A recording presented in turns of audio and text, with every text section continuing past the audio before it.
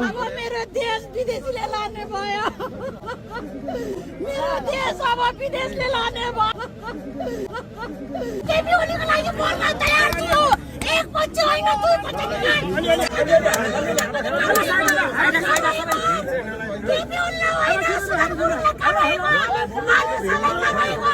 एक पछि होइन प्रति शोषण त पाइँदैन